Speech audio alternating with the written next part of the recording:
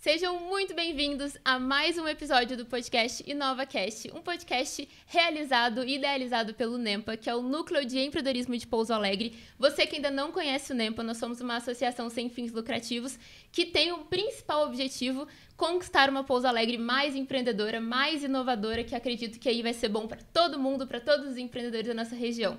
O NEMPA já tem ganhando visibilidade já há um tempo, é um movimento, então você que almeja fazer parte desse movimento, que se interessa por tudo que a gente posta nas redes sociais, pelos nossos eventos, te convido a ficar mais perto da gente. Você já faz parte desse movimento, então compartilhe esse podcast, segue a gente nas redes sociais, esteja presente nos nossos eventos presenciais, que a maioria são abertos ao público, e também te convido a fazer parte do nosso grupo de WhatsApp, onde a gente posta tudo que vai acontecer em primeira mão. O link está lá na bio do nosso Instagram. Hoje eu estou rodeada de convidados de peso, uma galera que eu gosto muito, que eu admiro muito. Vou começar me apresentando e vou abrir para que eles possam se apresentar também. Eu sou a Ana, diretora do NEMPA. Hoje eu sou sócia proprietária da agência Entro Digital e também estrategista digital já há 5 anos. E gosto muito de ambientes como esse porque eu cresci muito através do NEMPA. O NEMPA foi um palco para mim, para mostrar o meu trabalho para outros empreendedores. Então eu acredito muito nessa proposta de juntar pessoas para colher insights e conhecimento. William, por favor, se apresente para a gente. Bora lá. Prazer aí estar com vocês aqui nessa mesa, nessa roda, né? E quem está escutando a gente aí hoje também. Eu também participei lá do comecinho do NEMPA. Hoje eu atuo como conselheiro e sou especialista em construção de marca. Então, tenho trabalhado aí há 4, 5 anos me especializando, há 10 anos estou na comunicação, mas há 5 anos eu comecei assim, me aprofundar no branding, mas que aqui no Brasil a gente fala gestão de marca. E hoje atuo também como diretor de comunicação e expansão da Rara, que é uma marca também originada em Pouso Alegre, que está tomando aí o Brasil. Então, a gente pode até depois trocar uma ideia sobre isso. E sou fundador da Seu Resultado, onde hoje a gente atua com construção de marca, gestão de marca. A gente vai falar sobre isso aqui hoje.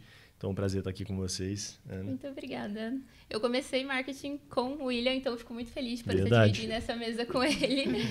Rose e Rafa, por favor, se apresentem. Primeiro, damos. Obrigada, Ana, pelo convite. É sempre um prazer falar de Roca. Talvez com a nossa fala, acho que a gente pode incentivar outras pessoas, né, outros jovens para também empreender, né?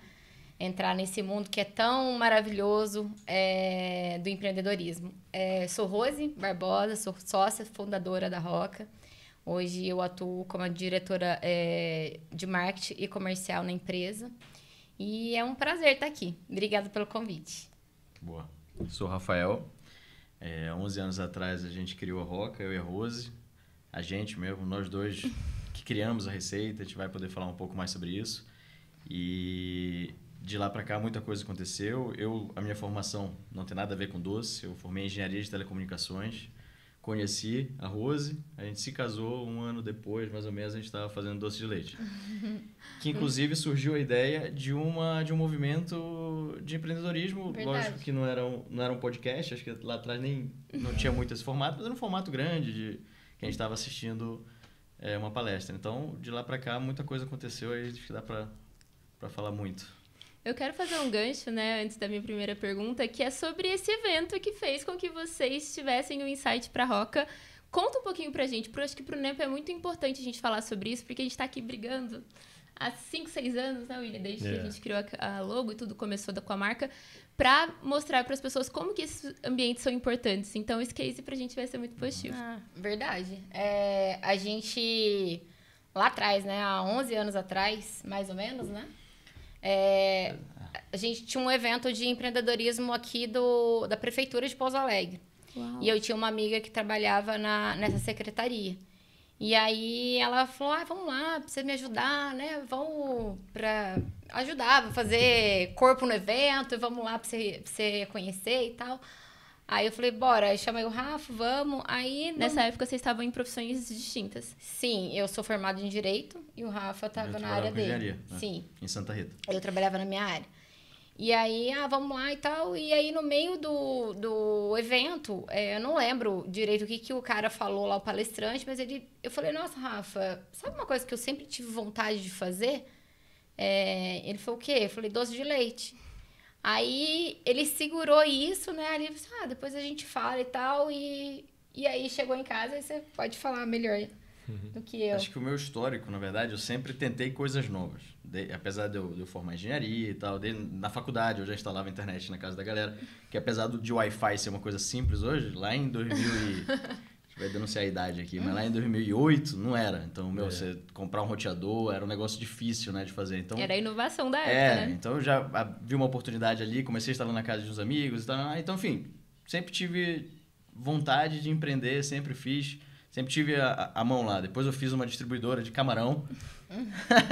Então, tipo, teve uma porrada de coisa aí até acontecer isso. Quando a Rose falou isso, tinha o pai dela que era produtor de leite e tinha uma fabriquinha de geleia de morango. Eu olhei assim, é lógico que dá pra fazer.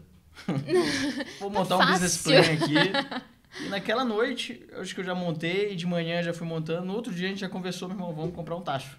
Sem saber fazer doce de leite. E porque eu falei, doce de leite é mole, cara. É tipo brigadeiro. Meu brigadeiro é esse aqui, é animal. É bom pra caramba. A gente vai fazer isso aí e vai dar certo. Que legal. E eu também, né? Eu sempre trabalhei, acho que desde os meus 14 anos eu trabalhei. Eu fazia várias coisas. Nessa época eu trabalhava na prefeitura, na procuradoria do município. Mas também, em paralelo, eu vendia roupa. Então, assim, eu sempre fui muito desenrolada e eu gosto dessa área. Então, eu acho que isso também foi um incentivo, né? O Rafa ficou mais numa parte mais estratégica. Na verdade, quando a gente começa, a gente faz de tudo, né? A gente fazia o doce de leite. Mas, assim, a gente... Talvez, assim, a gente se uniu ali, uniu as nossas forças, né? Eu era mais comunicativa na parte de venda, o Rafa mais na estratégia ali... de montar o modelo de negócio. Mas é isso, eu acho que depois de 11 anos a gente tem uma equipe maravilhosa do nosso lado. Muito legal ver o que virou, né? E aí a gente fala, né? É muito importante esses eventos, né? Eu acho que desperta nas pessoas um sentimento ali e, de repente, se não fosse naquele dia ali, eu não teria nem falado para ele, né? Não naquele momento. Então, talvez demoraria alguns anos ali para... Inclusive, muita gente hoje em dia tenta diminuir, né? Coaches e tal, e a gente conversa muito sobre isso. Cara, a importância que é se manter motivado, porque a motivação oscila muito, né? Então, tinha dias ali no início que foi muito difícil a caminhada. Abria no YouTube, assim, vídeo motivacional. E tentava ver alguma coisa para, eu dar uma subida. Para subir e, melhorar minha cabeça e abrir minha criatividade. Então, muita gente tenta... Geralmente é quem não faz nada, né? Quem não faz coisas grandes. Então, tenta diminuir esses eventos, é muito importante, como o Rose falou. Porque te faz isso, te faz querer mudar, te faz querer sair de onde você está. E uma coisa que eu vejo muito nesses eventos, né, a gente que está muito presente também, é como que é importante ver a dor de outros empreendedores. Sentar e conversar. Pode ser que a pessoa tenha uma fábrica de doce de leite. O problema dela não vai ter nada a ver com o meu. É fornecedor, eu nem trabalho com fornecedor, eu sou serviço. Mas só de você sentir que aquela pessoa também está passando por dificuldades, está tentando melhorar, não está sentada lamentando que nem uma vítima, já faz você falar, putz, se ela consegue resolver o lance do fornecedor, eu vou conseguir resolver meu lance aqui com gestão de pessoas, vou conseguir resolver aqui meu lance, sei lá, com aluguel, enfim. Então, acho que isso também é muito, muito positivo. Eu achei legal a história. Uma curiosidade que me surgiu, porque a gente vai no supermercado e vê um doce como o Roca, o que a pessoa pensa, nossa, deve ser uma empresa vem de uma indústria gigante, um lance assim, porque é um produto muito bonito, a marca legal, é um produto que chama muita atenção. Até virar o que a gente vê hoje, né, que é essa embalagem aqui que a gente está vendo, quanto tempo levou? Qual foi o ponto de virada e a dificuldade para fazer um doce, um super doce de leite, assim, virar uma marca dessa? E se vocês contarem um pouco o bastidor também, o tamanho que vocês eram, para as pessoas entenderem, né? Porque a gente olha aqui e a gente fala, pô, era gigante já a parada. Ou então foi fácil, né? Foi fácil, então. Tá pronto. Falar um pouquinho de marca, você fala do nosso crescimento. Eu acho assim que... Primeiro ponto, a gente sempre partiu do princípio que a gente era pequeno. A gente estava naquele momento, mas a gente sempre almejou que a Roca fosse uma marca forte. Então, a marca pra gente sempre fez muito sentido, assim.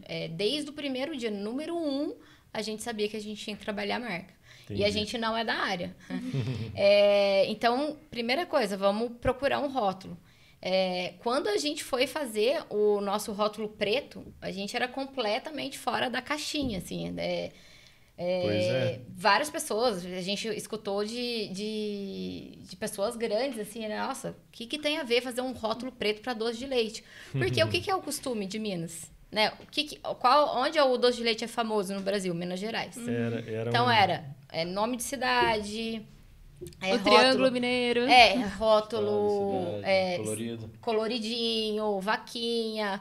E a gente queria alguma coisa que chocasse no sentido de ser algo realmente inovador. Então, legal. Quando a gente viu um rótulo preto, a gente falou, é isso daqui. E aí, a gente até tem um estudo de marca, é legal ver isso hoje, né? Aí tinha... Que hoje não, sempre fui, tá? Mas aqui a mandala, Sim. Que é uma árvore, a gente falou assim, a gente quer algo que fosse um símbolo que representasse fazenda, natureza, porque a gente é realmente da fazenda. Legal. E aí, na época, a gente teve várias opções ali, uma de vaca, que a gente olhou e falou assim, nossa, aqui ficou bonito, mas tá parecendo uma marca uma cabeça de vaca, né? Uma marca de carne. Aí teve vários, carro de boi, eu falei, carro de boi ninguém vai saber o que é, só a gente. E aí, quando a gente viu a árvore, a gente falou, árvore é universal, todo mundo sabe o que é, e tem coisa mais da natureza do que uma árvore. Então, foram coisas assim que eu acho que mudou completamente. E hoje a gente vê grandes players do mercado com um rótulo preto. Né? As pessoas, primeiro, eles descobriram o Clean Label. Eles descobriram o Clean Label. Todo mundo agora entendeu que o Clean Label é o bonito. E aí, menos é mais. Menos é mais. Não, mas parabéns pela coragem, porque isso aí, só para fazer um ponto, eu falo muito na parte de branding, construção de marca, é você ter a coragem de ser quem você quer ser como marca. Sim. E não simplesmente só olhar, porque a gente tem uma tendência sempre de olhar o que os outros estão fazendo e tentar fazer parecido. Se você tivesse seguido esse caminho, provavelmente não teria nem movimentado o mercado. Então, realmente foi muito corajoso vocês terem tido a coragem de falar, não, a gente quer ser diferente dessa forma, e visualizaram algo diferente. Às vezes a gente vê até algo em outro segmento que chama atenção, a gente tenta trazer para o nosso, fazer essa mistura, né? E realmente a impressão que eu tive a primeira vez que eu vi, me chamou atenção, me deu vontade de experimentar por ser diferente mesmo. Foi algo muito bem feito. Parabéns pela coragem. Obrigada. Acho que, respondendo bem a isso daí, né? Como que a gente fez, e não foi bem aceito. Então, acho que tenho duas historinhas do início aí. Uma pessoa que a opinião era respeitável, falou, doce de leite preto, não vai rolar. Mandou na cara, né? Querido, uma pessoa ótima. Enfim, falou que, não ia rolar esse doce preto. Entendi. Porque todos os doces são coloridos e tem que ter... É assim que vende, tem que ter aquela tampa com a tem que parecer que uma senhorinha que fez. Isso é Minas, então tem que ser desse jeito. A gente é isso aí, a gente vai fazer. Legal. E outra historinha foi uma entrega que a gente fez aqui no Mercado Central de Pouso Alegre. E aí a gente chegou... Uma decisão que a gente teve no início também, não sei se vocês vão lembrar, e isso mudou o padrão do mercado, os doces eram de 600 gramas, 650, 680 gramas, eram todos grandes. Era aquele potão de vidro ou grande. o potão grande ou a lata, né? Tá, entendi. E aí, na nossa cabeça, é muito doce. As famílias são menores. 680 gramas é muita coisa. Isso funcionava pra minha família, que meu pai tem 6 filhos. Vamos procurar um pote menor. E aí, a gente fez um vidro sextavadinho, né? Aquele lá que saiu de linha depois, de 420 gramas. Beleza. Aí a gente foi no mercado lá e vendeu. A gente vendeu para um cliente. E aí foi entregar. Na entrega, o abençoado me fala que o doce era pequeno, que não ia vender. Não quero, não. Devolveu no mercado, cara. Tá brincando. Cara, que raiva, bicho. Então são coisas assim, tipo assim, Não, uma das primeiras entregas, devolver. né? Uma das primeiras entregas. Então são desafios que vêm depois assim ele quis comprar, a gente também fez birra, né? Fiz um pouquinho de birra, mas também não sou rancoroso. Principalmente pra vender. Mas é verdade, a gente mudou duas coisas fortes, assim, na indústria de doce de leite. Primeiro, o rótulo, a cor do rótulo. E você vai ver aí vários rótulos de doce de leite. E eu acho até legal a galera fazer agora preto, porque é sinal que deu certo, né? Sim, tudo é referência. Tudo é referência. E o pote também, o tamanho do pote é impressionante também. Todas as marcas diminuíram.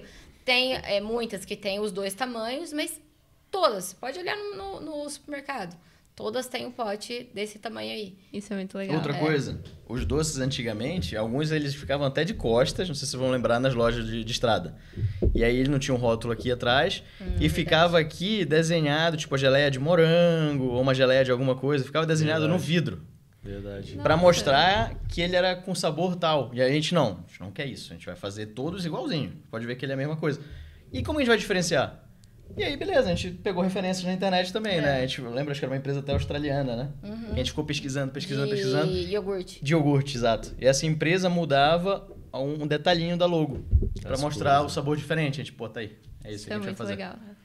Vamos dar então um passinho pra trás. Explica pra gente o que é essa gestão de marca, até usando desse case que eu acho que é muito legal. Sim. A gestão de marca no Brasil ela ainda é muito assim, nenê, assim, vamos dizer. As empresas não utilizam muito essa cultura. Porque o brasileiro está acostumado a, eu abro um negócio, eu tenho que vender. E vender eu tenho que atender. Ele vai fazendo as coisas. Ele não projeta a marca dele antes disso. E no projeto de marca, olhando o processo de vocês, né? O que a gente faz? Primeiro a gente define uma personalidade. Então, a marca o que é? É você ter uma identidade e um posicionamento muito bem definido, para que o consumidor entenda os seus diferenciais por vários aspectos, que a gente chama de pontos de contato, né? Um ponto de contato é toda a forma que o consumidor tem de ter contato com a sua marca, desde a embalagem, ao atendimento, ao site, ao Instagram, a fotografia, tudo é um ponto de contato que ele vai ter um contato com a sua marca. E a gestão de marca é você cuidar de cada ponto de contato para que ele tenha o mesmo padrão de personalidade e posicionamento. Só que para você ter padrão de personalidade e posicionamento, você tem que descobrir quem você é e saber explanar quem você é. Ou seja, mesmo sem ter feito o trabalho de gestão de marca, talvez, da forma mais profissional, vocês sabiam muito bem quem vocês eram ou quem vocês queriam ser. E na hora de traduzir isso, vocês conseguiram traduzir isso numa embalagem única com a cara de vocês. Mas o exercício que a gente recomenda é a marca entender realmente quem ela é, como personalidade, propósito, posicionamento. Entendendo, aí sim a gente vai então para construir toda a parte de identidade visual. Por quê? Imagina eu construir uma embalagem sem saber quem eu sou, para onde eu vou, a personalidade que eu quero ter. Existem inúmeras personalidades. Quem eu quero atrair? Sim. Exato. E cada personalidade você fala de um jeito, né? E aí você corre o risco de fazer a embalagem de um jeito, entra no Instagram, está de um jeito completamente diferente. Isso é muito comum. As pessoas não conseguem ter esse posicionamento constante. Então, o trabalho de gestão de marca, por que ele gera tanto valor? Porque ele faz você não só se preocupar com a venda do presente, mas você gerar equity, valor de marca para o futuro. E aí sim, o trabalho que você está fazendo, né, não é aquele trabalho que você planta e retira tudo. Você está plantando e gerando um valor para depois você usufruir disso com o tempo. Seja criando uma base de cliente mais fiel, seja tendo um reconhecimento das pessoas com a sua marca, as pessoas reconhecerem o valor da sua marca e também, não sei se vocês pensam nisso, depois a gente pode até entrar, fazendo o equity da empresa, ou seja, você vendendo a sua empresa, vendendo ações ou parte dela para o mercado. Para tudo isso, você precisa de um posicionamento claro e uma personalidade clara de marca. Eu acho que uma consequência de quando isso tudo dá certo são outras marcas copiarem vocês.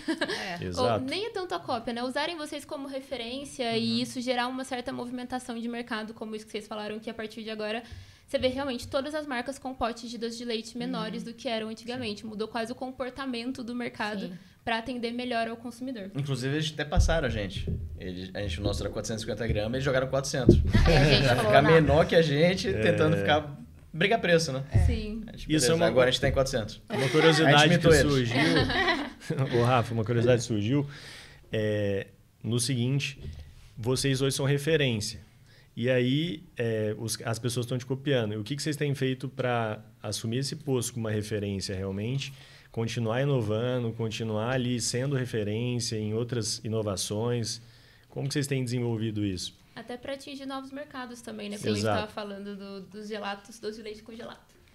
Bom, eu acho que a construção de marca, ela não para, né? Ela é mutante. A gente vai criando um corpo. Todo ano, acho que a Roca cria mais corpo.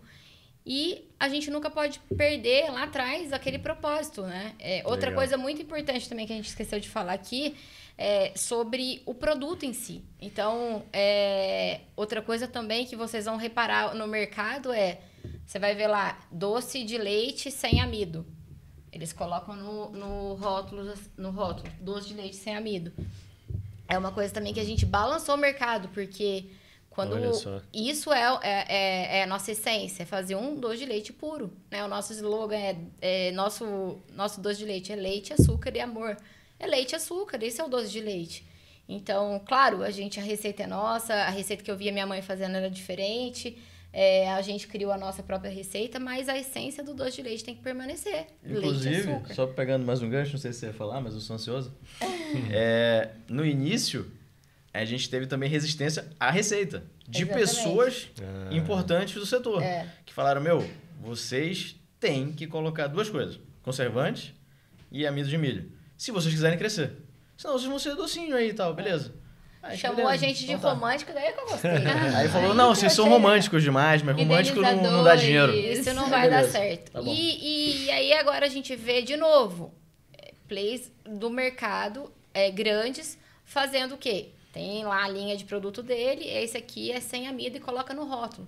Então, no Roca, você nunca vai ver sem amido, porque doce de leite não tem amido. Entendi. Então, não tem até que ter essa ridículo falar isso. informação.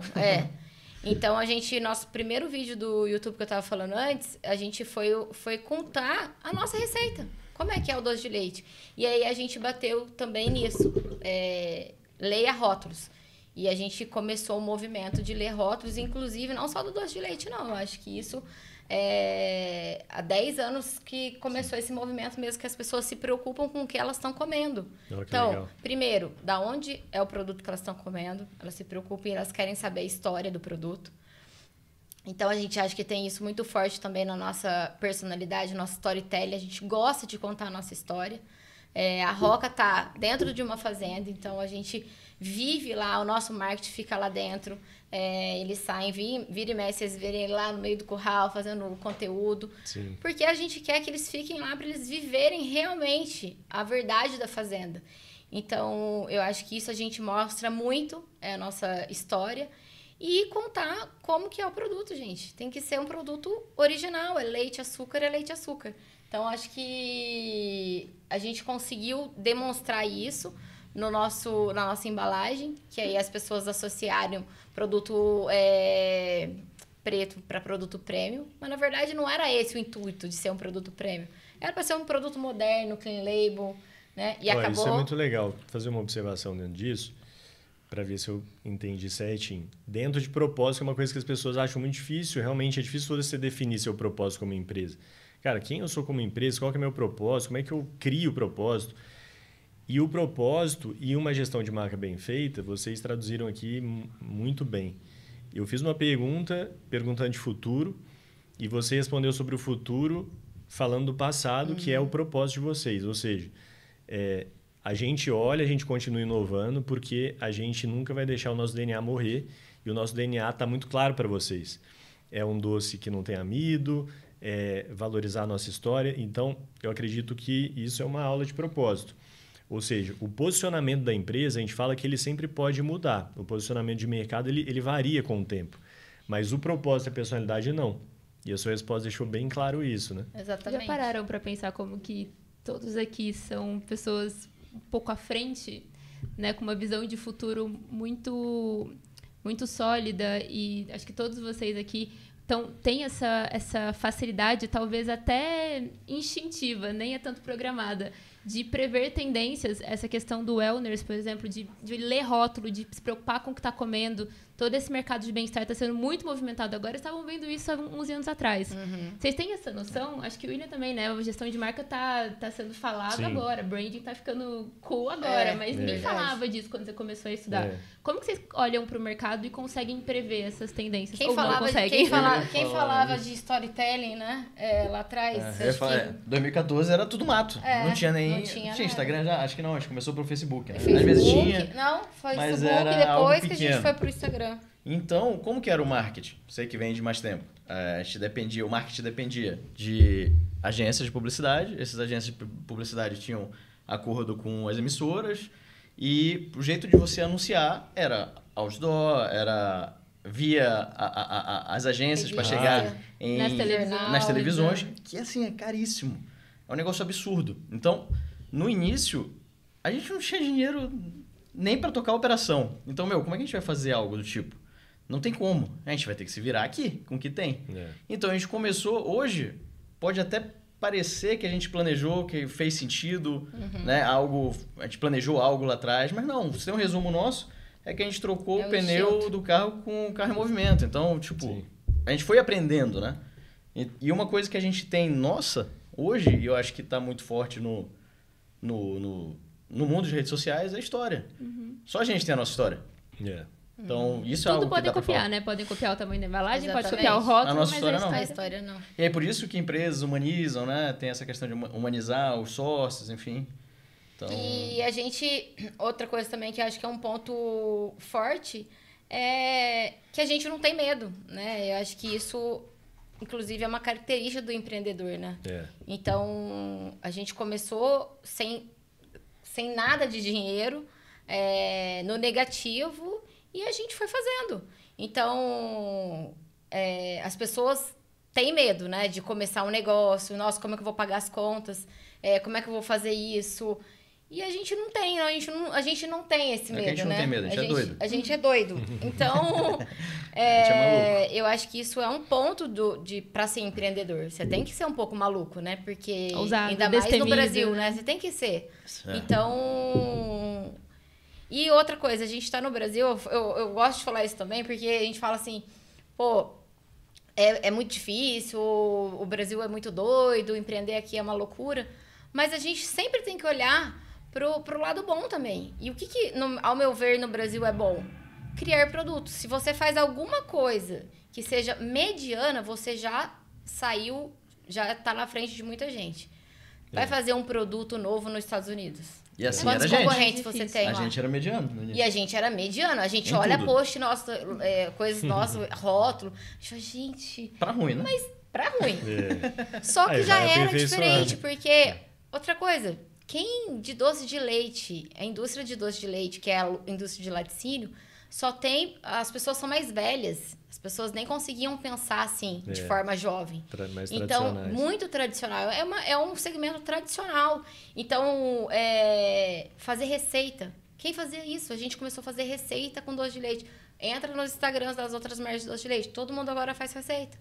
Então, a gente movimenta o mercado desse jeito. E na minha opinião, isso é muito bom. É bom para o consumidor. Porque você balança e as pessoas vão melhorando também, né? Você trouxe um ponto muito interessante, que é esse lance de... Ok, é difícil empreender no Brasil, mas também é muito bom empreender no Brasil. Eu acho que o brasileiro, ele é muito fiel às marcas que ele gosta e, ao mesmo tempo, ele também é muito aberto para marcas novas. Você não vê um movimento assim na Europa, por exemplo. A pessoa compra o mesmo doce de leite há 50 anos. Não vai mudar. Enquanto a empresa não falir. Se falir, ele não vai comprar o doce de leite, nem provar o doce de leite. Nos Estados Unidos é o oposto. São pessoas que consomem muito, marcas que crescem e que aparecem. Todo dia tem uma marca nova. Num ano, nascem umas 10 marcas de doce de leite por estado nos Estados Unidos. Sim. Então, acho que, ao passo que o brasileiro ele tem essa fidelidade, o que ele gosta, ele fala pro amigo, ele indica, ele conversa, ao mesmo tempo, ele também tem essa abertura para coisas novas. Então, eu vejo isso muito latente no brasileiro e acho que por isso que no Brasil nascem marcas tão inovadoras, elas se fortalecem muito mais rápido, talvez, que no exterior. Posso estar enganada. E esse pensamento... Eu tenho gostado muito de pensar o seguinte... Às vezes a gente olha para o mercado e acha que esse mercado nunca vai ser para a gente, porque a gente olha a prateleira e já tem vários produtos. Sim. Mas, se parar para pensar... Quase todos os mercados, mesmo que as prateleiras estão lotadas de produtos, eles são reinventados de tempo em tempo, como vocês reinventaram o mercado de vocês, né? Então, esse lance da coragem de ser quem vocês quiseram ser, em questão de personalidade de produto. Então, até mesmo, alguma pessoa já tinha essa visão de que, doce de leite não tem amido. Mas não tinha coragem, porque alguém chegava e falava, cara, mas tem que ter amido para dar certo. E aí o cara não tem a coragem de executar. Então, o lance da coragem de... ser quem você quer ser no mercado e por mais que ele esteja dominado, porque é uma coisa que desanima muito o empreendedor, quando ele olha, ele começa a ficar muito atento aos concorrentes, né? Ele começa a ficar muito ligado a isso. Prejudica na produção de produto e na inovação no mercado. Se você olha no mercado de branding, em qualquer mercado, você vai ver assim, muita gente. Hoje, como você falou, antes a barreira de entrada era maior. Hoje é mais fácil você desenvolver um negócio e já colocar ele ativo. Então, a concorrência também aumenta. Isso acaba inibindo também as pessoas de entrarem, ou se entra, ela entra mais ou menos, sabe? Não querendo acelerar, não querendo realmente botar para cima, fazer acontecer. Às vezes, para crescer, você tem que tomar investimento, você tem que ter coragem também para crescer. All-in, Então, cara, isso tudo trava, né? Então, eu acredito que a história de vocês realmente vocês têm que contar ela mesmo, né? Em podcasts e escrever um livro. Não sei se já tem um livro, mas contar essa história, porque é um manual. E esse manual, ele serve muito. Eu li a história da Nike, ela me inspirou muito o livro da Nike. Ele conta exatamente o passo a passo, como que foi desde o início, como ele tomou as decisões, como ele fez as lideranças e tudo isso inspira. Então, gostei bastante da história de vocês. Muito, muito legal, muito inspirador. E como eu falei, complementando lá atrás, né? Lá atrás era tudo mato. Hoje a gente tem facilidade. Tem você que pode, eu vou começar um negócio novo. Exato. Não tem sentido você não fazer um estudo. Um estudo, claro. Desde que você não tenha dinheiro, beleza. Eu não indico as pessoas a fazer essa loucura, porque isso aí pode causar sérios problemas. Reais, né? Então, tipo, lógico, deu certo comigo, deu certo com a gente, né? Mas não é algo que eu indico. Vai, mete a cara, usa cheque especial, estoura cartão, parcela. Sabe? Não vai por esse caminho que pode dar certo? Pode. É um mas, risco. Você tem que ter muita resiliência, né? Que foi muito a gente... sangue frio. Foi a gente, isso foi trabalhando muito. muito Será a que é o gente. cheque especial que vai ser ter resiliência? Porque todo cara aqui de sucesso que eu vejo já pegou o cheque especial. O Flávio Augusto fala, né, que ele também... A gente estourou cheque especial, cartão, a gente fez de Eu tudo. acho que o grande diferencial do empreendedor que tem sucesso para os muitos que ficam pelo caminho, ou às vezes ficam pelo caminho e depois criam outro negócio e aí tem sucesso, eu acho que o grande diferencial é que ele é ousado, ele é corajoso, mas com inteligência. Eu acredito que tudo na vida tem que ser ponderado, mas no empreendedorismo mais ainda. Quanto mais uma empresa tiver a sua cara, claramente a chance dela ser uma marca mais forte é muito maior. Mas a sua cara tem que ser a cara de uma pessoa que escuta os outros. Que às vezes escuta uma pessoa e fala, eu estou ouvindo o que ela está falando com humildade para fazer o contrário. Pode ser. Mas escutar. Entender que a gente precisa... que empreender é precisar das pessoas. Sim. Seja dos clientes, seja dos colaboradores, seja de... Enfim, é precisar de pessoas, é gostar de pessoas e é ter essa habilidade de saber ouvir quando tem que ouvir, de saber ouvir e dizer não quando tem que ouvir e dizer não. E essa inteligência é o que faz uma marca ter cara do dono, ter uma cara, uma presença e, ao mesmo tempo, ser bem-sucedida. Porque uma coisa que eu vejo muito é empreendedor que mete o louco. Eu quero fazer do meu jeito, não quero ouvir ninguém, eu quero fazer uma embalagem de doce de leite de 6 quilos e vou conseguir vender porque eu sou diferente. Sendo que, às vezes, a ideia é ruim, ele não tá enxergando o porquê do ruim e não tá abrindo brecha pra ninguém. Eu tenho certeza que vocês, ao longo dessa história, vocês devem ter ouvido algumas pessoas falar, nossa, vamos repensar isso aqui? E aí, na hora de repensar, criou uma coisa muito melhor. Dentro da Intro, a gente faz muito isso. Dentro do Nempa, a gente faz muito isso. Então, é um movimento que eu acho que O lance é ser teimoso, mas ser teimoso rápido, né? Então, você testar, mas se também der errado, você tem que mudar rápido também, né? E acho que uma coisa... Pode, não, mas é que eu fiquei curioso. Alguma coisa que vocês mudaram no meio do caminho? No meio do caminho. Uma coisa eu acho que você falou aí de gostar de pessoas, eu acho que isso é um ponto muito legal para ser falado, é o network. Você tem que gostar de pessoas, você tem que ser curioso, você tem que ir atrás de pessoas de informação. A gente começou a fazer doce de leite, a gente não sabia fazer nada. A gente não sabia o que era ter uma indústria. Então, a gente foi atrás, a gente foi perguntar, a gente participou de eventos na maior referência, que é o laticínio lá de Juiz de Fora, escola, né? UF-Sul de Minas. O UF-Sul de Minas, foi lá que a gente aprendeu a fazer. Então, a gente nunca teve vergonha de perguntar. Eu sou mais cara de pau ainda que o Rafa, mas eu gosto de perguntar, eu não tô nem aí. A gente foi se conectando. E aí eu acho que isso também entra a Deus, que vai colocando as pessoas certas no nosso caminho. Só um exemplo aqui. A gente estava num evento, primeiro evento que a gente fez, que foi em Juiz de Fora. A gente conheceu, na época ele era diretor da Baixo de Latte. E ele gostou muito da gente, visitou a gente, ficou amigo e tal. E abriu uma oportunidade para levar a gente para o Uruguai. A gente foi para o Uruguai 2 vezes. A gente conectou a gente com o uruguaio. Olha que legal. A gente entrou em todas as fábricas. A gente entrou em todas as fábricas do Uruguai. A gente visitou desde a fábrica que, na época, produzia 5 mil litros, que pra gente era... Na época a gente fazia 500. A gente fazia 500, então era 10 vezes, né? Que a gente... E até uma fábrica que produzia 100 mil litros de leite, que era uma super indústria. Então, o que é isso? Se não é você estar aberta a conhecer pessoas e ser curioso. Verdade. Né? Então, eu Ou acho seja, que... teve estudo, teve muito estudo, Sim. né? Essas ideias não foram partindo Baseado- aleatoriamente. O doce de leite, essas visitas no Uruguai, a gente estava olhando as fotos desses dias, foi em 2008, né? Mais ou menos. Não, 2008, 18. 18, desculpa. Então, assim, é curiosidade de melhorar, de saber mais sobre o teu produto, saber o que as outras... Gente, o Uruguai é uma referência, o Uruguai e a Argentina é referência no nosso produto, no que a gente faz. Sim. Então, a gente tem que conhecer eles. Então, acho que é ser curioso. Qual que foi a sua pergunta, William? Era se vocês tinham mudado no meio do caminho alguma coisa, alguma decisão, assim, algo que deu errado que vocês aplicaram. Ou se com vocês insight foram de muito alguém, assertivos, que fez vocês mudarem algo. Eu acho que... É uma história assertiva, não teve mudança. Gente, que Não, eu acho que a receita... Não, acho que teve várias vezes que a gente mudou a rota. Por exemplo, esse pote PET. Esse isso é pote uma é PET. Na pandemia, era vidro. E aí, na entendi. pandemia, acabou o vidro no Brasil. Então, do dia... Não tinha. A gente tinha cadastro nas maiores produtoras de vidro no Brasil e elas só queriam produzir cerveja. Elas pararam de entregar pote. Aí a gente começou a fazer o quê? Importar da Argentina. Do nada, tem um documento que é radar. Você tem que tirar esse radar para poder ser importador. Do nada, a gente virou uma importadora. A gente conseguiu criar esse know-how assim... Pá, no auge na da pandemia. Porque não tinha vidro no Brasil. E aí... Olha só. Cagada. Desculpa a expressão. Porque a gente mudou era de pote difícil. várias vezes, né? Era difícil chegar. Acabou também lá, a gente mudou. Aí acabou lá, porque o nosso pote na época era 420 gramas, aí a gente passou por a gente achou um pote lá que era 420 gramas, então assim... Era caro pra chegar, era demorado pra chegar, porque parava na aí alfândega. acabou esse pote, a gente teve que passar por um de 470 gramas, então imagina o transtorno que é, gente, não sei se vocês sabem, é rapidinho falar isso, o cadastro que é em um supermercado.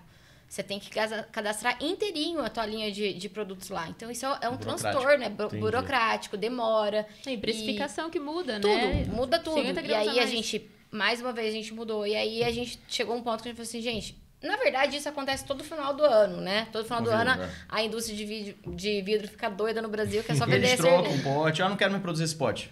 Isso aconteceu com o primeiro pote nosso, que eu falei que era nosso estavadinho. Aí depois virou outro, depois virou outro.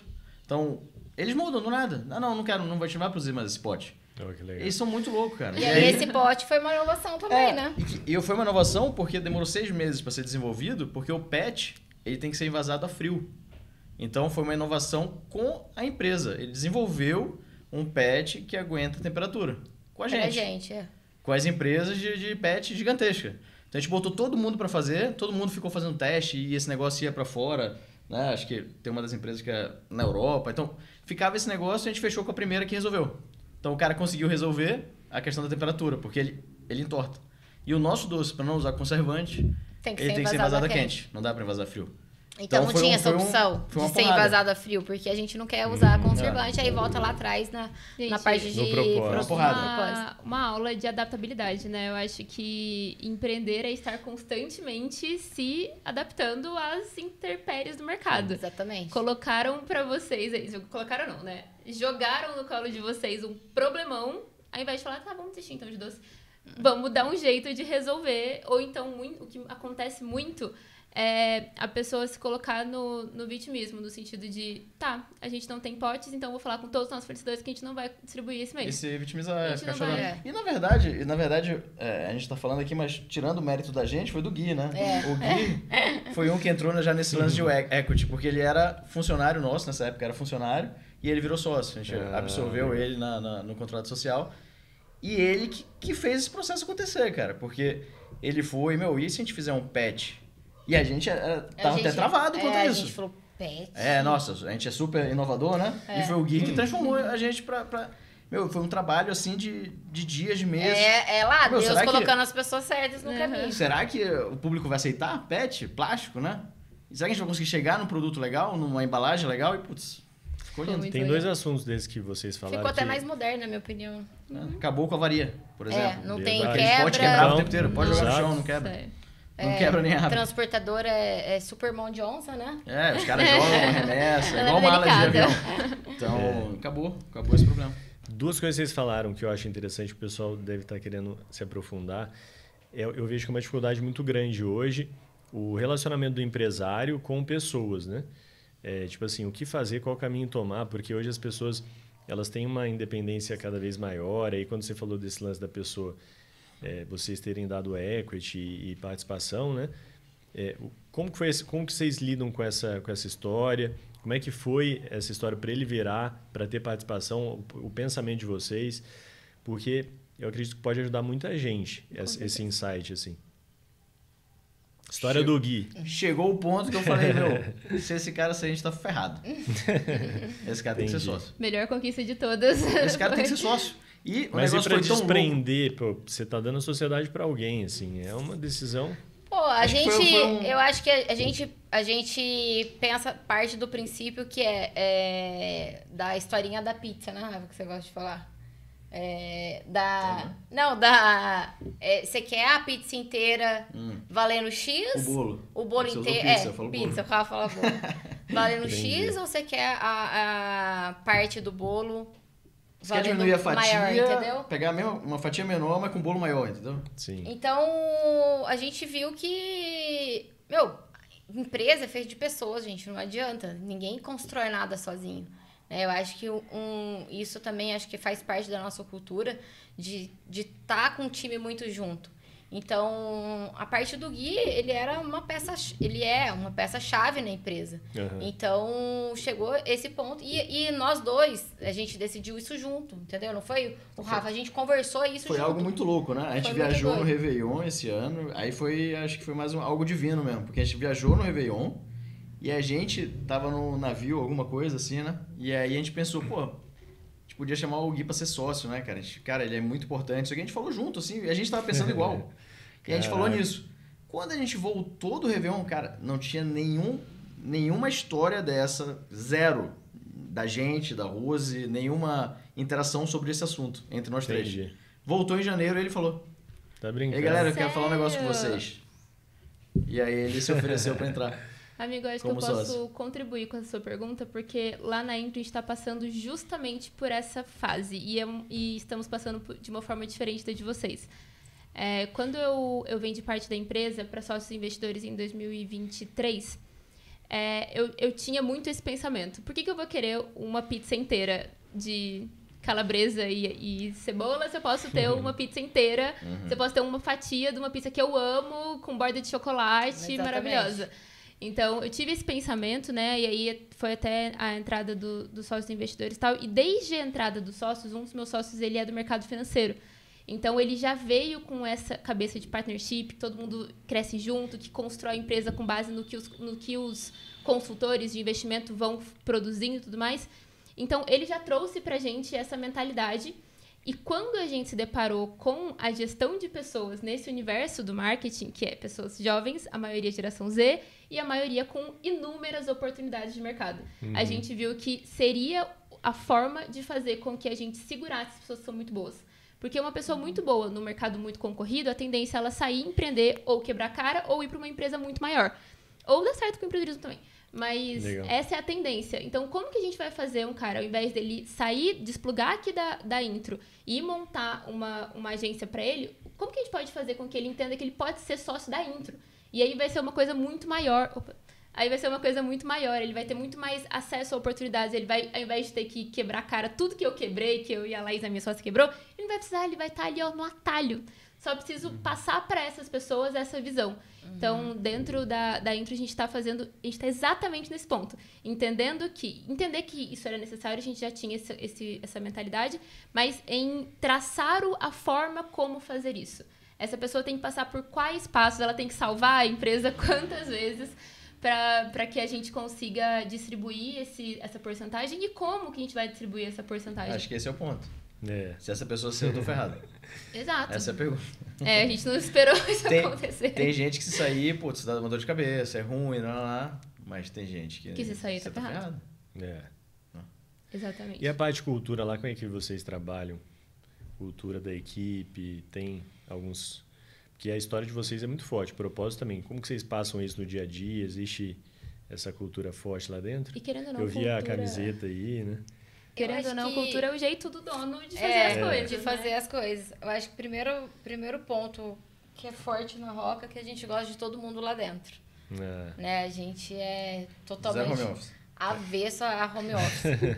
Por que isso? Porque eu acho realmente que isso muda. Tem que sentir. As pessoas têm que sentir o time. O time tem que ser fechado, junto, tem que estar lá vivenciando, tem que...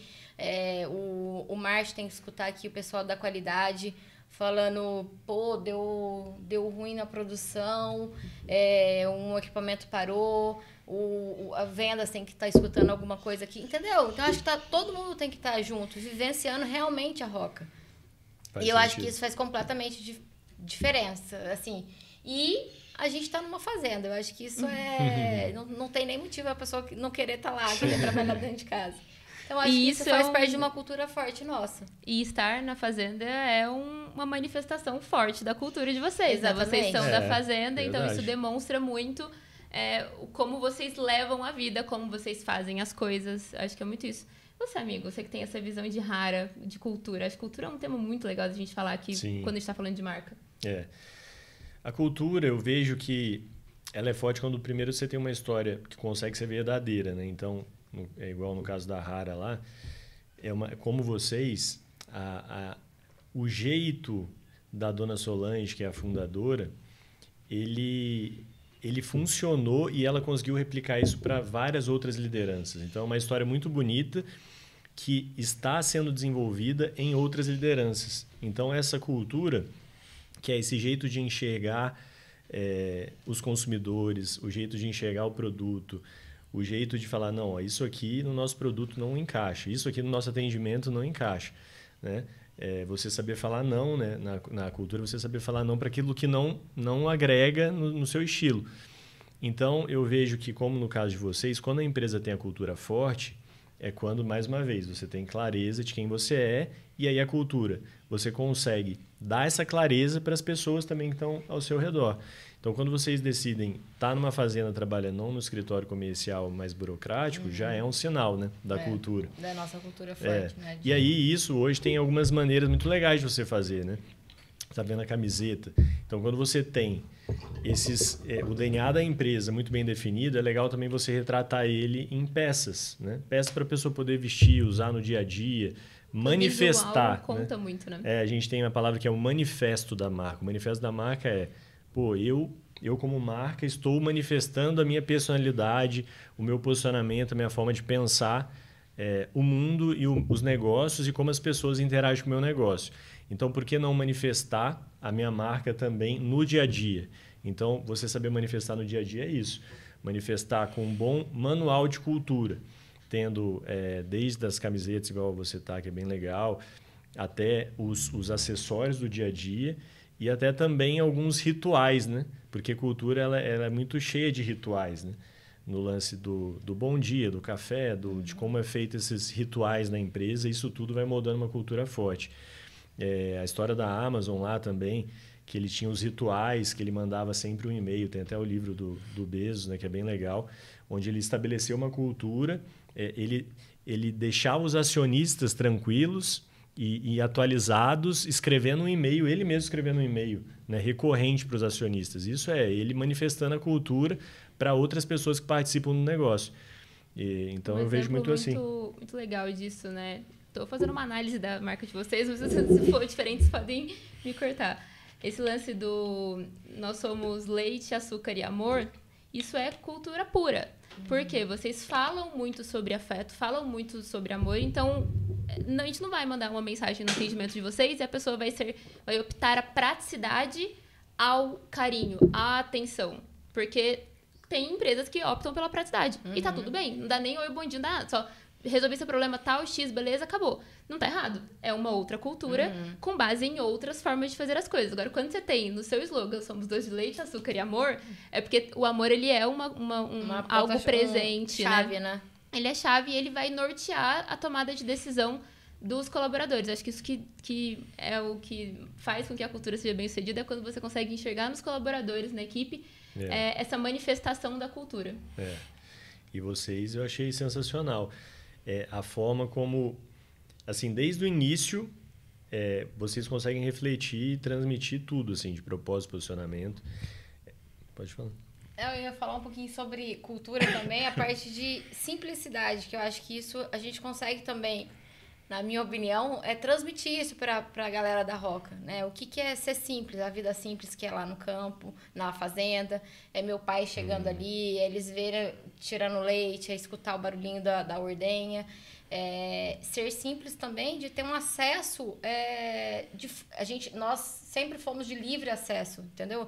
Lá não tem hierarquias, não tem dedos para falar com ninguém.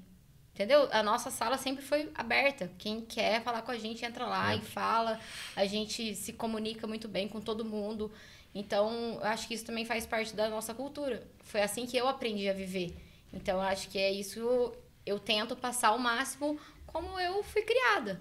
E com essa simplicidade, com essa maneira de fácil acesso. Eu acho que isso também faz parte da cultura da Roca. E, novamente, essa questão de como que as pessoas acabam absorvendo a cultura. Se alguém entrasse na sala de vocês e fosse de algum modo arrogante ou não fosse carinhoso com as palavras ou alguma coisa nesse sentido, todo mundo em volta saberia que essa pessoa não está alinhada à cultura. Então, cultura é muito disso também, né? É o porquê que você contrata, é o porquê que você mantém e o porquê que você demite. Então, por que todo mundo tem acesso a vocês hoje? Porque todo mundo sempre foi muito cortês, sempre foi muito legal, vocês sempre foram muito legais. Então, qualquer ponto fora dessa curva vai demonstrar que é uma pessoa que talvez não esteja alinhada com os propósitos da marca. Tem uma pergunta para os dois. Para os três. Para as duas empresas. Expansão a nível nacional. Quais são os desafios? Como que uma marca se mantém falando a mesma língua quando ela começa a atingir outros locais do Brasil? O Brasil, que é esse país de dimensões continentais, né? Que dizem muito. Eu deixo com vocês aí, já estão especialistas nisso. Queria a visão da Rara também. Eu acho que a primeira coisa é você manter o que você se propôs a fazer, né? Eu acho que a Roca, como eu falei, né? A gente nasceu muito pequenininho, fazendo 50 litros de leite por dia, e nem todos os dias na semana. Mas a gente tinha um propósito de fazer um produto puro. Isso nunca vai mudar. A gente pode hoje estar fazendo 10 mil litros dia, amanhã a gente está fazendo 30, e isso não vai mudar. Então, isso eu acho que tem que ser muito bem alinhado. Né? Acho que a gente vê várias marcas, e não tá errado isso, eu querer fazer um produto, eu ter uma segunda linha mais barata, não tá errado, isso é uma forma de pensar. Então, o que eu vejo a Roca? Eu vejo a Roca como uma marca internacional, inclusive o nome Roca foi pensado nisso. Roca é Roca em qualquer lugar do mundo. Legal. Então, se eu colocasse o nome, sei lá, Pouso Alegre no doce de leite, como tem, né? Vários. Não ia ser legal nos Estados Unidos, porque que Pouso Alegre, né? Então, Roca é Roca em qualquer lugar do mundo, e isso foi pensado já estrategicamente, porque a gente sempre viu a Roca como uma marca internacional. A gente recentemente entrou no Duty Free, a gente está em todos os Duty Frees do Brasil. Ainda não entramos na parte internacional, porque a gente está faltando um selo, mas a gente já está atrás dele. Mas esse é o nosso sonho, colocar a Roca, todo mundo conhecer esse produto, né? Levar a Roca realmente para o mundo todo. E superar os desafios, na verdade, né? Por exemplo, você vai falar em Nordeste, tem um desafio de logística. Então, é um desafio mandar o doce para lá, que ele demora para chegar. Então, superar esses desafios. E recentemente, ano passado, foi numa feira lá no Nordeste, e a gente conversou com um potencial cliente, e, cara, esse ano saiu um picolé de uma marca super legal lá, que é a Free Sabor. Então, olha que legal. Aí ele fez um collab com a gente. Ele pegou o Free Sabor, que é um um picolé lá super legal, que tem Super tudo que é lugar, que a famoso. gente tava no hotel nosso, a gente pegou, nossa, que da hora esse picolé e tal. Comeu ele e no mesmo dia a gente encontrou o cara na feira. Que já conhecia a Que Roca. ele já conhecia a Roca, ele gostava, não sei o quê, precisava conhecer a gente. Aí ele chamou a gente pra lá, pra fábrica dele, ele apresentou a fábrica inteira, né? O cara, gente boa pra caramba. E aí, sei lá, um ano depois, né? Mais ou menos, saiu o projeto aí do picolé com a logo Roca. Então, você vai ganhando espaço, né? De algumas maneiras aqui, aí a pessoa começa a ver a logo ali, aí começa Novamente, a ganhar cliente, networking e feira, ser legal com as Exatamente. pessoas. feira, influenciador e todo esse jogo aí pra tentar chegar lá. Talvez em algum momento a gente tenha que fazer algo para melhorar nossa logística lá, talvez uma distribuidora lá, talvez algo, um CD, alguma coisa do tipo, porque Mas tem um aí o desafio crescimento legal. trará novos desafios É. e novas demandas. E né? aí é aquele negócio do tal do pneu em movimento, né? De trocar, porque a gente tá vendo, tá testando, e putz, vai chegar esse momento que a gente vai precisar ter algo lá. Mas Porque isso não realmente é uma acon- barreira Eu acho logística que é difícil. aproveitar, eu acho que o caminho, né? Hoje a gente vive num mundo muito imediatista, né? As pessoas querem tudo muito rápido. E as coisas não acontecem. Pode ser que aconteça, né? De marcas criarem hoje e alavancarem muito rápido, mas normalmente não é assim, gente. Então, a gente tá... Formiguinha. A gente quer sempre olhar lá pro final. Mas, claro, você tem que ter uma visão onde você quer chegar, mas você tem que saber curtir o momento. Então, As pequenas conquistas, né? as pequenas conquistas, a gente se diverte com coisas pequenas, bobas. Então, e isso é o legal da vida, né? que às Você vezes- aproveitar E se isso. for ver, só explicando um pouco sobre a burocracia sanitária de se fazer produto de origem animal. Então, você tem um selo estadual. Vocês têm umas 4 horas, brincadeira. Tem o selo estadual que é o IMA, que você só pode vender em Minas. Aí você tem o IMA, com uma parceria com o CISB, que é esse selo bonitinho aqui. Que a gente tem o IMA com o CISB, que é esse convênio. Entendi. Que ele deixa você vender no Brasil inteiro. Esse selo saiu em 2019. Foi antes da pandemia. Dezembro da difícil. pandemia. É. Dezembro, março foi aquela cagada. Fevereiro, sei lá, nem lembro. Assim. Rafael, olha o tanto de palavrão. Março. E aí, ou seja, a gente tá nesse ponto agora. Então, de 5 anos pra cá que a gente pode trabalhar fora. Qual foi a lógica? São Paulo, Rio, Sul. Então a gente começou... São Paulo e Rio, na verdade, né? A gente começou aqui, vamos aqui. E a nossa produção, ela foi muito limitada. Que a gente foi crescendo, toda hora a gente tá crescendo. Todo ano, desde 2020 que a gente faz obra, 2019 que a gente faz obra na Roca. Então a gente fez mais uma obra gigantesca ano passado. Então todo ano, obra para permitir a gente crescer. Então Entendi. não adianta você querer abraçar o mundo inteiro, que também não tinha como entregar. Agora a gente começa a ter Possibilidade, né? essa robustez para crescer. Se chegar um cliente assim, putz, algo que nunca aconteceu, a gente consegue mexer os pauzinhos e entregar, entendeu? Hoje a gente consegue. 2, 3 anos atrás não tinha. Então agora a gente começa a abrir Nordeste. Então pode ser que esse momento chegue da gente ter que abrir algo lá. E o terceiro selo é o CIF, que é o selo federal que pode exportar. E é esse selo que a gente vai... E uma Tentar coisa brincar muito esse legal que a Rose falou sobre comemorar as pequenas conquistas, às vezes nem são tão pequenas. Podem ser pequenas pro tamanho da ambição. No caso, vocês querem Exatamente. ser uma marca internacional. Conseguir vender em São Paulo, que é 200 km daqui, pode parecer pequeno. Mas, porra, São Pra Paulo é gente um puta mas do foi mercado uma conquista consumidor. muito grande, tirar o CIF, assim, poder vender para o CISB, É. poder vender para supermercado fora do estado. Foi muito legal. Tinha assim, Tinha um monte de rede que tava na nossa cola. tinha a maior rede, assim, a rede mais legal do Rio de Janeiro, que é o Zona Sul, supermercado. Sim. Ele ficou na nossa cola 2 anos, assim. Saiu o selo. Ai, meu Deus. Então, foi muito legal isso. E aí, isso que eu tô falando, né? Aproveitar o caminho. Eu acho que a dor te traz autoridade, né? Então, gente, não, é impossível o crescimento sem dor. Isso, é real. Então, você tem que aproveitar. Você tem que aproveitar o momento, né? Acredita só na planta que Deus deu pra você e vai atrás. Isso é muito bom. Tem que ser De insistente. impossível o crescimento E sem a dor. adaptação de produtos vocês tiveram que fazer alguma vez por conta de região? Ou a adaptação vocês fazem muito através de collabs, igual você falou do picolé? Cara, hoje, zero, né? A gente não fez nenhuma adaptação, de zero. receita que É, você fala? receita. Não, Hoje zero. a collab que o Rafa tá falando é de um picolé, né? Aham. Porque hoje a gente entrou no mercado de food Food service. service, então a gente quer ver a nossa marca, que eu quero que Em o vários nosso produtos, cliente, ele mostre que tá fazendo com Roca. Então, isso pra gente é muito legal como marca e Isso tá rolando. Isso Cara, tá rolando. E eu falei, gente, isso vai acontecer. Tipo ovo de Páscoa. é algo que aconteceu com a Nutella. E é uma empresa que a gente sempre, olhou muito pra eles. Como referência. Porque 10 anos atrás, era tapioca de Nutella, era crepe de Nutella, era tudo de Nutella, sorvete de Nutella, Não, e tudo era Nutella. você tinha que avisar, não podia usar Nutella se não fosse ela, porque o consumidor ia perceber. Exatamente. E aí você chega em um hotel, a gente tava, né, agora no Nordeste, e aí tava lá assim, doce de potinho leite. hermético, né? Um potinho normal, sei lá, um potinho isso aqui. Um copinho aqui era Nutella e aqui era o doce de leite. Mas estava escrito Nutella e aqui estava escrito Num pote de doce vidro. de leite. Por que não estava escrito Roca? Roca.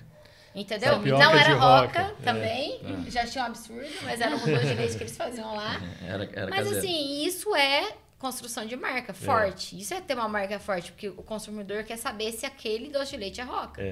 Então, acho que E é via dupla, porque a empresa usa também o doce de leite Roca como símbolo de qualidade. Exatamente. Então ela tem ali um ganho também de usar. É interesse também para a empresa. Que é o mesmo lance pelo do jeito que a gente Nutella, né? trabalha a marca hoje. Então, Tacolab tem dado certo. É verdade. E a expansão da Hara, como é que foi esse processo? Como está sendo esse processo? A Hara também é uma empresa que está caminhando para se tornar uma das gigantes aí no Brasil, né? A gente lançou o projeto Hara 500 agora. É uma empresa que teve a sua história, nasceu em Pouso Alegre. A gente passou muitos anos estruturando, criando estrutura. Então, hoje, desde a produção, a gente tem uma pessoa que mora na China para desenvolver fornecedor, melhorar os produtos. E aí traz aqui, faz toda a parte do acabamento. Então, popularmente conhecido como banho das peças, das semijoias, é de produção da Hara também. E toda a estrutura que aí, no caso da Hara, a gente está no mercado de franquia, então a gente cresce com franqueados. Ou seja, o suporte com o franqueado tem que ser excelente. Então, a excelência, para a gente ter a mesma excelência das Haras de Pouso Alegre em outras cidades do Brasil, e aí a gente fala de Nordeste, Belo Horizonte, estado de São Paulo, agora a gente está chegando no Sul, em todos os estados do Brasil. Estava conversando com o pessoal de Manaus, lá que está querendo levar agora a Hara para Manaus. A gente tem que ter uma equipe muito forte, financeira, de produtos, de qualidade de processo de atendimento, para manter os padrões, né? E conseguir fazer uma expansão com qualidade. A gente nunca abriu mão de qualidade. A gente poderia ter muito mais loja que a gente tem hoje, mas a gente segurou alguns anos para que a gente, quando a gente fosse para uma expansão mais agressiva, a gente mantivesse a qualidade. É isso que vai acontecer. Agora, o Hara 500, a gente vai conseguir, o nosso projeto em 2 anos está com as 500 unidades. Já começa a ter um peso, né? As maiores franqueadoras têm a partir de 1.000 no Brasil. Uma responsabilidade, um peso, e aí no nosso segmento de moda começa a entrar, e é legal contar esses detalhes, porque a Hara, o pessoal de Pouso Alegre tem um carinho muito grande pela Hara, né? E também, então o pessoal, muita gente não sabe, acha que a Hara é uma franquia. Nossa, eu não sabia que era daqui. Então, assustada. Que legal. E aí, quando a gente fala de moda, aí tem, no Nordeste a moda funciona diferente daqui, então aí a gente tem que fazer essas adaptações. E moda é de isso, perfil, né? De perfil. Às vezes um produto que vende mais no Nordeste é diferente do que vem de São Paulo, diferente de Brasília, das cidades que a gente tem, né, que eu venho falando. Então, no caso da nossa expansão, é por isso que você tem que fazer com muito cuidado. E no caso da Hara, o que eu acho que é uma empresa que é bem parecida com o que a Hara hoje é para o mercado é a Chili Beans. Porque no começo a Chili Beans, hoje agora a precificação aumentou um pouquinho pelo nome que eles criaram. Mas ela sempre ofereceu um produto de muita qualidade, andando junto com a moda em um preço e um custo-benefício legal, acessível. E a Hara é isso hoje. É uma peça que não dá alergia, é uma peça que tem um banho muito legal, num custo-benefício muito bacana e é muito presenteável. Então, a embalagem é a mesma qualidade. Agora a gente até, na minha opinião, superou a qualidade da Vivara, que tem um preço muito já reconhecimento, um valor alto no mercado. Mas a gente tem embalagens tão boas quanto e algumas melhores do que a da Vivara, porque a gente vem trabalhando nisso para ter um custo-benefício, mas também a pessoa que quer ter um custo-benefício legal, quer andar na moda com um produto bom, ela poder acessar isso. E o Brasil, né, a gente fala, o João Adib, da CIMED, ele fala muito desse lance do Brasil de 200 milhões e o Brasil de 20 milhões. Né? E o Brasil de 200 milhões é muita gente que quer consumir coisa boa e que não necessariamente tem uma vida luxuosa, mas quer consumir algo legal. E a Hara, ela vem para para abastecer esse mercado, trazendo qualidade, só que num preço de um custo-benefício legal. E quando a gente pensa em expansão, então, expansão, na minha visão, é você manter a qualidade no crescimento, né? Você está chegando em cada vez mais locais, mas mantendo cultura e mantendo qualidade. Para manter cultura também, o nosso trabalho, no caso da Rara, né? Como a gente vai tendo unidades pelo Brasil, a gente tem pessoas espalhadas pelo Brasil. Então, a gente tem que fazer alguns eventos, trazer e como não está todo mundo junto, né? Alguns momentos a gente tem que estar junto para gerar cultura. Esse formato de expansão que a Rara está vivendo mostra como que cultura é essencial, principalmente para esse processo de expansão. No caso da Roca, muito da produção de vocês está aqui. Então, vocês exportam o produto. A Rara, ela exporta a loja. Então, isso me lembra muito o caso dos irmãos que fundaram o McDonald's. Eles, quando veio a oportunidade de franquear o McDonald's naquela época, eles já falaram, não quero, quando eu fiz, deu errado. Por que deu errado? Porque eles só montaram uma empresa, uma outra filial, longe, e não deram esse treinamento, sobre passar a cultura. Gestão de um franqueado e é isso. O sistema é esse, o cardápio é esse, e o cara, na primeira dificuldade que teve, já começou a trazer outro produto, já começou a vender de outro jeito, já começou a adaptar a cultura, a cultura do mercado mesmo, né? Então, quando você vai expandindo a loja, que querendo ou não é o principal ponto de contato do cliente, a cultura tem que ser cada vez mais reforçada. É, muito forte. Até esse ano, um dos trabalhos que a gente vai fazer, eu recomendo para empresas de todos os portes, todos os tamanhos, né? Que é a personificação da marca, né? A empresa ter cara. A Dona Solange tem uma história muito legal. E a gente vai investir agora para começar a contar a história dela pelo Brasil, né? Então, esse vai ser o papel da Dona Solange como fundadora, contar a história pelo Brasil, que é o que eu falei para vocês. A história de vocês é muito legal. Então, cara, você tem que contar mesmo, porque inspira e gera cultura. Porque é legal também a pessoa, além de gostar da embalagem da Roca, gostar do produto, também conhecer a história. Porque quando ela conhece a história, ela vira fã de verdade. Depois que eu li o livro da Nike, eu só compro o Nike. Parei de comprar Disney, eu só compro o Nike. A minha conversão foi com a do Steve Jobs. O cara é sensacional. Então. Agora, imagina o cara ler a história de vocês e também se apaixonar pela marca. Acredito que a Roca já tem fãs de marca, né? E clientes apaixonados. Tem os defensores, né? Os defensores, mas quanto mais eles conhecerem a história... Acho que você vai criando... Eu acho que isso também é um papel do marketing, né? De criar essa comunidade, né? Eu acho que isso é muito legal. Como que a gente consegue criar essa comunidade? É realmente mostrando nosso dia a dia na fazenda, né? Mostrando como é que é feita, onde é feito. Mostrando que é real, né? Que não é só... real, quem são as pessoas que estão fazendo. Não só eu e o Rafa, mas as pessoas ali na fábrica, na fazenda. Então, isso traz conexão real, né? E aí, até lembrei de uma coisa que a gente estava conversando, acho que semana passada, sobre histórias reais, né? Porque tem muita gente que inventa uma história e eu acho sustenta depois, né? Tem uma recente, uma dessa Tem. E aí, mentira tem perna curta, né? Então, uma hora cai. A gente até lembrou de um nem vou falar da recente, tá muito em auge, mas de um sorvete. Na época, quando a gente estava começando, que era famoso, o Dileto, não sei se vocês sabem dessa história. Não tem mais a fábrica, mas que o cara inventou uma história que era da receita do avô da Itália, não sei o quê.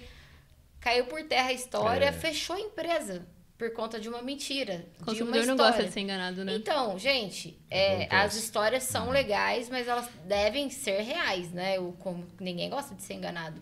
Então, imagina se descobrir que não existe o Zé Pequeno. Não existe o sítio da Roca, é tudo um escritório aqui no centro. Eu acho que o papel da expansão é qualidade negociável. E você vai ver a história ser completamente contrária a isso com o doce de leite. Talvez em outros cases também, na sua área. Mas... vários doces de leite, na época que a gente começou, enfim, tinha algumas marcas, né?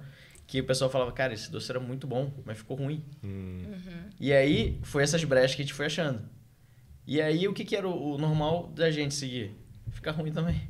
Sei lá, em 2 anos, vamos colocar um amido de milho aqui, porque ele vai render mais produção. Ninguém sente direito, aí você já vai provando não, ficou, mas tá de boa. Aí você vai aumentando, vai barateando.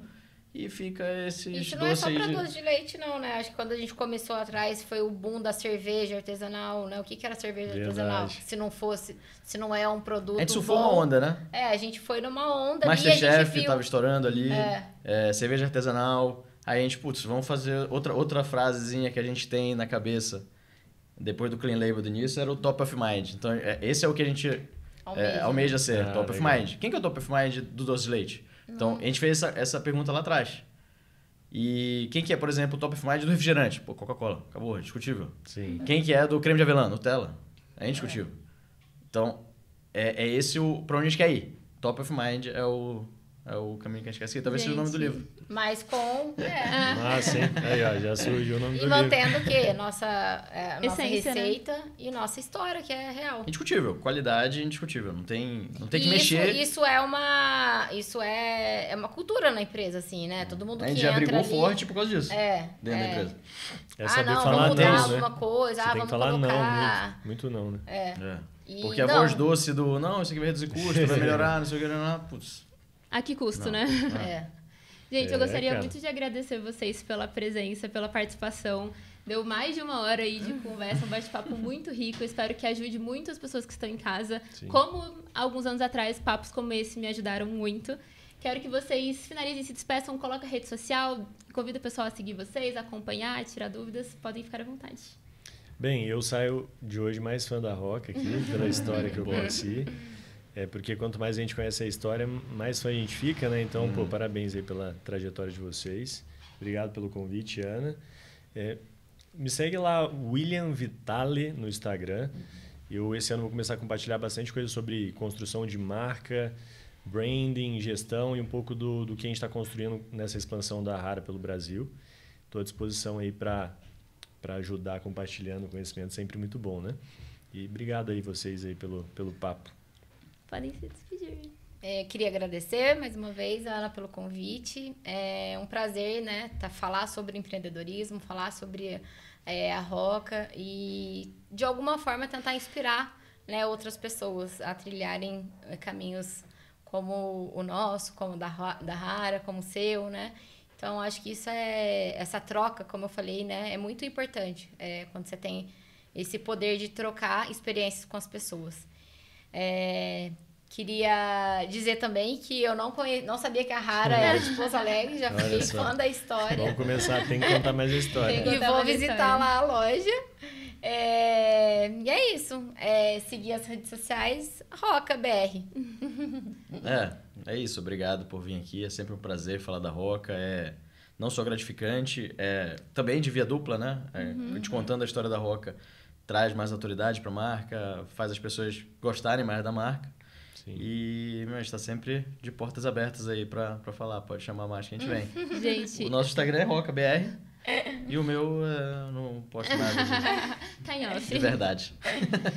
Gente, eu agradeço muito vocês pela presença. O Nempa tá de portas abertas para qualquer parceria. A gente tá aqui para realmente tornar Pouso Alegre uma cidade mais empreendedora. Então, eu conto com vocês aí com ideias legais, com propostas legais. A gente joga na mesa e faz acontecer. Queria agradecer você que está assistindo. Muito obrigada por ficar com a gente até agora. Compartilhe esse podcast com quem você acha que precisa ouvir essas lições de branding, de cultura, de empresa que a gente falou aqui. E até o próximo episódio.